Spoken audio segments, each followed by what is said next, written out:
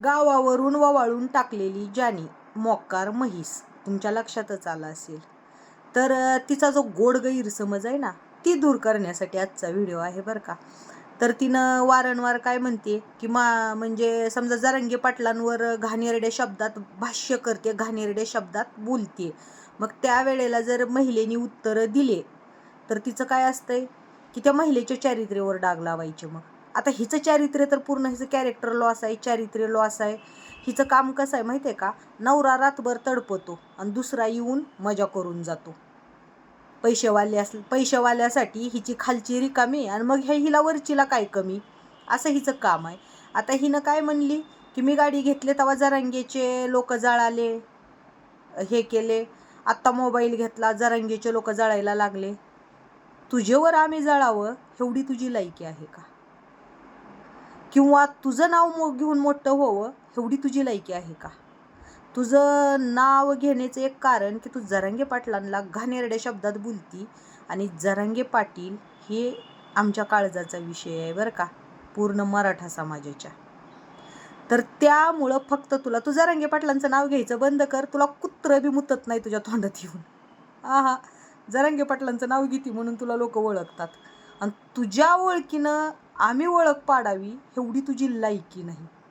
कारण कसं आहे, आम्ही जर तुझ्या नावावर जरांगे पाटलांची साईड घेऊन बोलायला जरी लागलो ना, तरी 4 लोक आम्हाला कमेंटमध्ये, 4 लोक मेसेजमध्ये म्हणतात येऊन, जाऊ द्या ना ताई, त्या नासक्याबाईच्या कुठं नादाला लागून तुम्ही स्वतःचं नाव खराब करून घेता. म्हणजे तुझं नुसतं नाव जरी घेतलं तरी आमचं नाव खराब होतंच.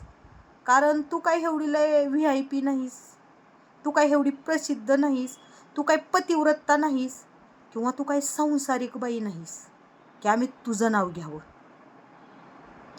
त्यामुळं जी तुझा हा गोड गैरसमज आहे ना, की तुझ्या नावावर आम्ही मोठे व्हायला लागलोत, तू काय वस्तू घ्यायला म्हणून आम्ही जळायला लागलोत.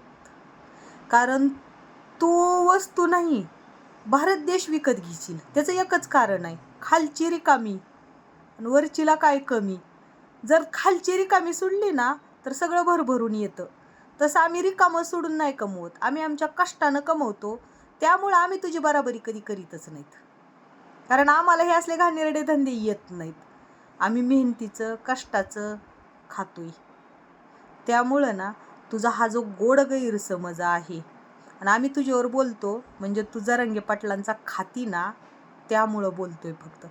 नाहीतर लॉकडाऊनच्या आधी जेव्हा जरांगे पाटील उपोषणाला बसायच्या आधी, तेव्हा तू कुणावर बी भुंकत होती, तेव्हा आम्ही तुझं कधी नाव पण नाही घेतलं. मी तर वैयक्तिक नाही, कधीच नाही तुझं नाव पण घेतलेलं नाही. तू कोण आहेस, कोण होतीस हे आम्हाला माहीत पण नव्हतं. फक्त त्यावेळेस आम्ही एक घाणेरड्या शिव्या देणारी, खंडणी वसूल करणारी बाई हे आम्हाला माहीत होतं, आणि कॅरेक्टर लॉस बाई हे आम्हाला माहीत होतं. पण जसं जरांगे पाटलांचं नाव घ्यायला लागली ना, तेव्हापासून आम्ही तुझ्यावर बोलायला लागलो, म्हणजे वैयक्तिक मी तर. आणि पुन्हा जास्त मध्ये घोळात पडण्याचं कारण एकच झालं की ज्या वेळेला जरांगे पाटलांच्या नावानं तू घाण बोलायला लागली, त्यावेळेला मी तुला बोलले तर तू माझ्या डायरेक्ट चारित्र्यावर बोललीस. कारण तुझं चारित्र्य खराब होतं. तुला घरातलं सण काय म्हणतात ना, घरची मोरी आणि मुताईची चोरी, तसं काम झालं. घरच्या मुरीत घरचे नव्हते येत, पण बाहेरचे येऊन मुतून जात होते. आणि सगळ्या समाजाला माहिती आहे, दुनियाला माहिती आहे. त्यामुळं तुझ्या नावावर आम्ही मोठे नाहीत होत. उलट तुझं नाव घेतलं ना तर आम्ही सुद्धा बदनाम होतोय. त्यामुळं तुझं नाव घ्यायची आम्हाला कुणाला इच्छा बी नसती, कारण तू एवढी अपशकुनी आहेस, अपशकुनी पांढऱ्या पायाची. कारण ज्यांच्या सहवासात जाशील त्यांचं बर्बाद केल्याशिवाय तू बाजूलाच निघत नाहीस. आणि आत्ताचा अनुभव आहे, काही दिवसाखाली एका ग्रुपमध्ये गेल्यावर त्या ग्रुपच्या ताईंना मी स्वतः सांगितलं होतं. त्या ताई मला फोन करून सगळी हिस्ट्री सांगितली, आणि ती ताई स्वतः म्हणल्या, ताई खरंच तुम्ही बोलले होते ना की सावध राहावा. ताई मला आज वाटायलं की ताईसाहेब बोललेले सगळे शब्द खरे ठरले. मग तेच नाही, एखाद्याशी मैत्री केली, त्या मैत्रिणीचे पुरेपूर वाट लावून सोडलेली असते. पुरेपूर मैत्रिणीला बर्बाद करून अकाउंट खाऊन बसणारी तू. आणि तुझ्या नावानं मोठं होणार. कमाल आहे. त्या जरांगे पाटलांच्या नावावर तू मोठी झाली, खालची रिकामी सोडून तू मोठी झाली. आणि असल्या घाणेरड्या पद्धतीनं कमवलेल्याची बराबरी आम्ही करावी. आम्ही बराबरी नाही करत. आम्ही असं करतो, छी ठू काय घाण आहे रे बाबा, अख्खा सगळा भोगदा करून घेतला असेल. आम्ही असं बोलतो बरं का. त्यामुळं ना तुझा जो गैरसमज आहे आणि तुझी सोशल मीडियावर सांगती ना की मी त्यांचं नाव पण घेत नाही, त्यांनी कशाला, मी त्यांच्या नावावर हागत पण नाही. अगं बाई तसं म्हणती आणि प्रत्येक सहज नाही चला बोलूया, सहजच बोलूया म्हणणार, पण सगळ्या दुनियेचे धुणे धुत बसणार. सहज बोलणेत प्रत्येकाचं नाव घेत बसणार. मला त्यांचं नाव पण घ्यायचं नाही, मला त्यांचं बोलायची पण इच्छा नाही, आणि बोलल्याशिवाय तर राहत पण नाही. आणि जरांगे पाटलांचं तर वारंवार मला त्याचं नाव घ्यायची इच्छा नाही, बोलायची, पण त्याच्या नावाशिवाय तुझं भागत तर नाहीच. आणि विषय कसा आहे माहिती आहे का, थंबनेलला ना जरांगे पाटलांचं नुसतं नाव घेऊन भागत नाही. हिचं थंबनेलमध्ये पाटलांच्या शेजारी फोटो लावला की मग फॉर्ममध्ये जातं ना अकाउंट. त्यामुळं नाही, उत्तरं सगळे ह्याची मी बरोबर देणारच आहे, कारण कसं माझ्या मागं थोडी धावपळ बी होती, तब्येत बी जरा व्यवस्थित नव्हती. त्यामुळं मी एकच अकाउंट बघत गेले, दुसऱ्या अकाउंटला लक्षच नाही केलं. काल परवा माझी नजर गेलेली आहे दुसऱ्या अकाउंटवर. प्रत्येक व्हिडिओचं उत्तर मिळणार, प्रत्येक.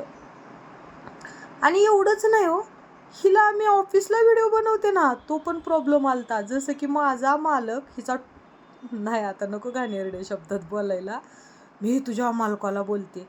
आता माझ्या मालकाच्या बापाचं हॉटेल आहे, पर्सनल हॉटेल आहे, आणि तरी पण हिनं माझ्या मालकाला विचारणार होती की तिला तुम्ही पैसे कशाचे देताय.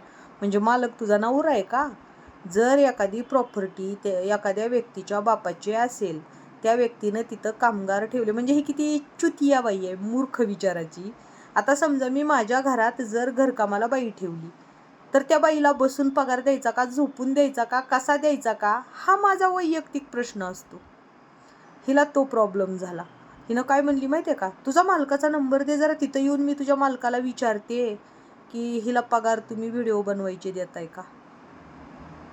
अरे बापरे, म्हणजे मालक काहीचा नवरा आहे का, हिला मालकानं हिला रकेल ठेवलेली आहे, ती माझा मालक रकेलचा ऐकणार आहे. कारण मालकाच्या खाजगी प्रॉपर्टी आहे, बापाची आहे. मग तो मालकाचे निर्णय असणार आहेत की मी व्हिडिओ बनवलेले पैसे द्यायचे आहेत का, मला बसलेले पैसे द्यायचे आहेत का, मला कसलेही. मालकाचा निर्णय, मला का फुकटात पगार द्यायचा, हा मालकाचा निर्णय असतो. मी काही सरकारी त्या ह्याची मैत्रीण नाही का, तिला कसं धमकी आहे, मी तुझी नोकरी घालवते आणि तू असं अर्ज टाकून आली आणि हे आली डुप्लिकेट. हिला वाटलं तशा धमक्यांना मी घाबरेन. सहसा मी छिनाल बाहुलीला कधी घाबरत नाही बरं का, कारण ती पवित्रता माझ्याकडं आहे. तू जी दुसऱ्याच्या चारित्र्यावर डाग उडवती ना, आधी स्वतःचे बघ बोगदा करून किती कमी ती. तसं आमचं नाही, आज घाम गाळतोय आणि तवा कमवतोय. बोगदा करून नाही घेत आम्ही कधी, कमवण्यासाठी, ती बी पैशासाठी. आणि तू सांगती की तुझ्या नावानं आम्ही मोठं व्हावं. अरे आणि ही स्वतःच म्हणती बरं का, बाकीचे म्हणत नाहीत की तिच्या नावावर तुम्ही मोठे होईल, स्वतःच म्हणणार माझ्या नावानं.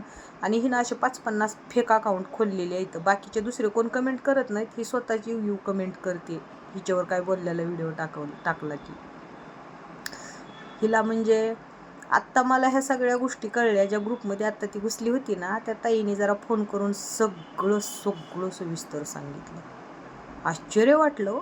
दुसऱ्याला नावं ठेवणारी खंडणीखोर त्यावेळेस नाही पुरावे काय म्हणली की माझ्यावर अनेक आरोप सिद्ध झाले नाहीत, तर ही लॉजीला सुद्धा हप्ते वसूल करणे, इकडं हप्ते वसूल करणे, ग्रुप फोडणे हिचे प्रमुख व्यवसाय आहेत. त्याच्यातून एखादा चांगला पैशावाला दिसला की त्याला पटवायचं, 15 दिवसाचं लग्न करायचं, पुन्हा सोडून द्यायचं, पुन्हा दुसरा पटवायचा. आणि असल्या नालायक बायकांचे नावं घेऊन आम्ही मोठे व्हाल का? नाही, आम्हाला नाव घेण्याचं एकच कारण आहे की जरांगे पाटलांचं नाव घेते ना म्हणून आम्ही ती संघर्ष करतोय, नाहीतर आम्हाला काही गरज पण नाही. जरांगे पाटलांचं नाव घ्यायचं बंद केलं ना तर आम्ही तुझ्या नावावर थुंकत पण नाही. कारण तुझं नाव घेतलं तरी आम्हाला कमीत कमी 6 महिने यश येत नाही. असली पांढऱ्या पायाची तू अपशकुनी दळभद्री.